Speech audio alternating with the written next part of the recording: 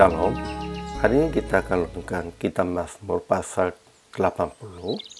Teksnya ayat 1 sampai 20. Dan sudah dibagi dua paragraf. Paragraf yang pertama, ayat 1 sampai 8. Allah semesta alam, pulihkanlah kami, buanglah wajahmu bersinar, maka kami akan selamat. Paragraf yang kedua, ayat 9 sampai 20.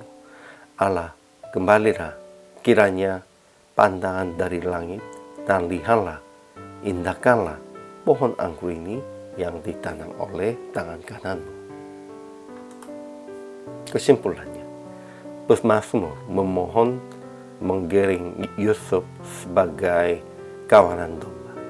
Sebenarnya ini permohonan yang menyelamatkan kerajaan Israel Utara. Kerajaan itu dipanggil dengan nama suku Efraim, Benyamin, dan Manasye. Menurut Asaf, Tuhan memberi mereka makan roti, cucuran air mata, dan memberi minum air mata berlimpah-limpah. Dan mengingatkan yang Tuhan menanam pohon anggur dari Mesir di tanah Kanaan, itu Israel.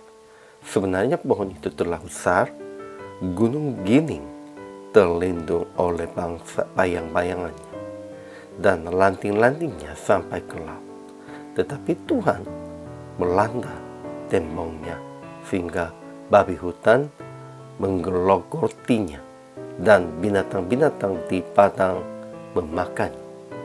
Jadi pemazmur memohon kepada Tuhan akan melindungi pohon anggur untuk orang Israel akan selamat. Ajaran tentang Allahnya, pertama, Allah adalah gembala Israel yang menggiling Yusuf sebagai kawanan domba. Ia duduk di atas para kru sambil menampil bersinar. Kedua, Tuhan Allah semesta alam telah ambil pohon anggur dari Mesir, telah halau bangsa-bangsa, lalu ia nanam pohon itu.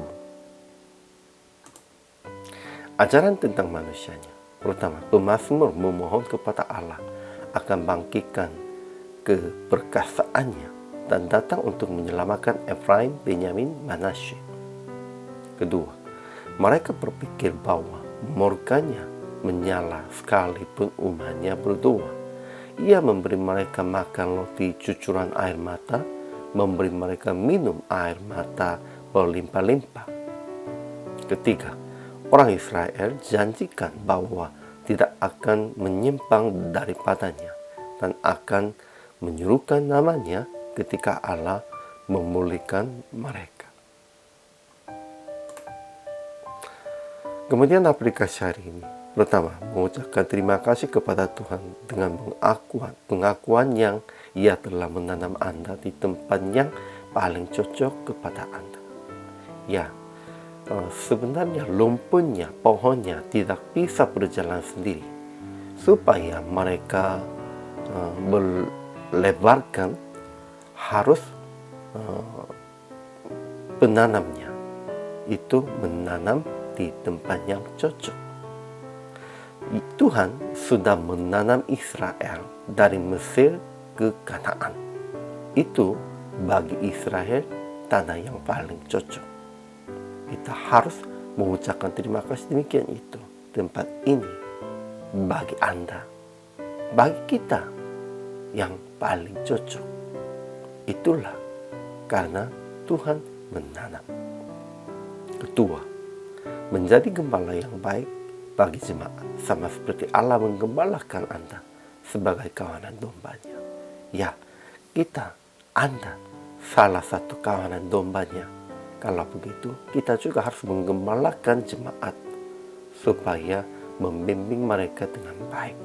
Dan mereka lah juga harus menjadi sebagai kawanan domba Tuhan. Ketiga, hanya andalkan Tuhan dan janjikan yang tidak akan menyimpang daripadanya. Sehingga PR praktik hari ini, kita menanam Injil kepada jemaat dan orang-orang belum mengenal Yesus di tempat yang Tuhan menanam Anda untuk menyelamatkan jiwa-jiwa.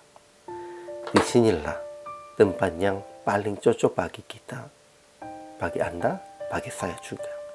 Dan di sini kita harus usahakan untuk menanam Injil di atas semua orang yang belum mengenal Yesus. Inilah kewajiban hamba Tuhan. Hari ini juga, selama melayani, Tuhan Yesus memberkati.